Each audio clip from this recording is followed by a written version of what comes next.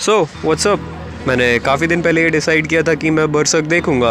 I don't know कहाँ से दिमाग में आया, बट डिसाइड कर लिया तो देख लिया। एंड खास बात यह है कि उन्होंने अभी तक ज़्यादा कुछ अडेप्ट नहीं किया है, लेकिन जितना ही अडेप्ट किया है उतने में उन्होंने मेरा पूरा पर्सपेक्टिव चेंज कर दिया है विलेंस को लेकर। पहले मैं ये सोचा करता था कि विलेंस की स्टोरी इतनी ज़्यादा सप्रेस हो जाती है क्योंकि हीरोज़ की स्टोरीज को बहुत ही ज़्यादा ग्लोरीफाई करके दिखा दिया जाता है।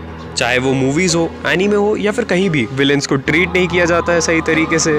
आफ्टर ऑल उसे भी तो उसी क्रिएटर ने बनाया है जिसने हीरो को बनाया है। तो फिर एक सवाल उठता है कि क्यों क्रिएटर ही नहीं चाहता है कि एक विलेन जीते। एंड फाइनली बरसक ने मुझे बताया आखिर क्या होता है जब एक विलेन जीतता है। पूरी स्टोरी ग्रिफिथ के ड्रीम के अराउंड घूम रही थी, जहाँ पर उसे एक नोबल मैन बनना था और अपना खुद का एक किंगडम बनाना था। And it's not just about guts, बल्कि जितने भी लोग थे उसकी आर्मी में, ग्रिफिथ की आर्मी में हर एक बंदा अपने पर्सनल एम्बिशन के पहले ग्रिफिथ के गोल को रखता था आगे। दिस शोज कि कितना ज्यादा ट्रस्ट करते थे वो ग्रिफिथ के ऊपर। एंड ग्रिफिथ को कैप्चर करने के बाद मिडलैंड आर्मी ने जब इन हॉक्स के ऊपर अटैक किया था, सब इंजर्ड थे, लेकिन उनका सिर्फ एक ही गोल था कि अभी ग्रिफिथ को बचाना है। एंड थिंक अबाउट इट, पूरी army, not just 1 or 2 people, पूरी एक आर्मी तुम्हारी लाइफ को प्रायोरिटी देती है अपनी लाइफ के पहले। हर किसी का एक गोल था।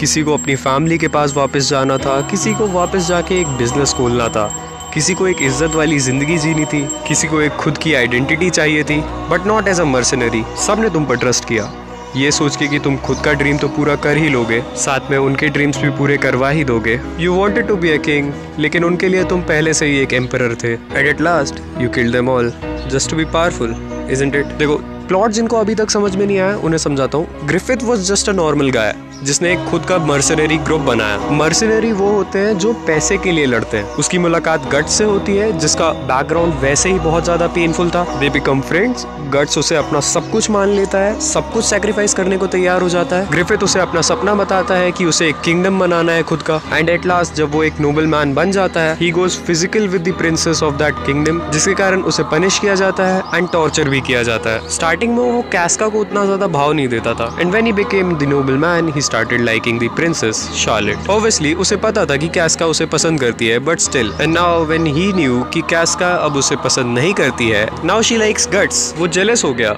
उसकी कंडीशन बहुत खराब थी क्योंकि उसे टॉर्चर किया गया था कंटिन्यूसली। उसे गट्स, कैस्का और कुछ टीममेट्स बचाने के लिए आते हैं। एंड जब ये उसे बचा लेते हैं, ये उन्हें ट्रेड कर देता है। रूल्स वर सिंपल कि ये उन्हें सैक्रिफाइस कर देगा, बदले में वो एक डीमन बन जाएगा। And he have supreme powers. And for all दोस्त जो कि कहते हैं Casca enjoyed it, Casca loved it, please try to understand that whatever Griffith did to Casca was not right, apart from joke and keeping Guts perspective aside. And personally I want कि तुम इस anime को देखो और समझो, बहुत कुछ है सीखने को। एटलीस्ट इतना तो जान ही लेना that don't put anyone's dream before yours. And yes, जिन्हें तुम विलेंस समझ रहे थे वो असल में विलेंस नहीं थे। जिनकी स्टोरी तुम सुनना चाहते थे वो विलेंस नहीं थे, they were just the broken heroes.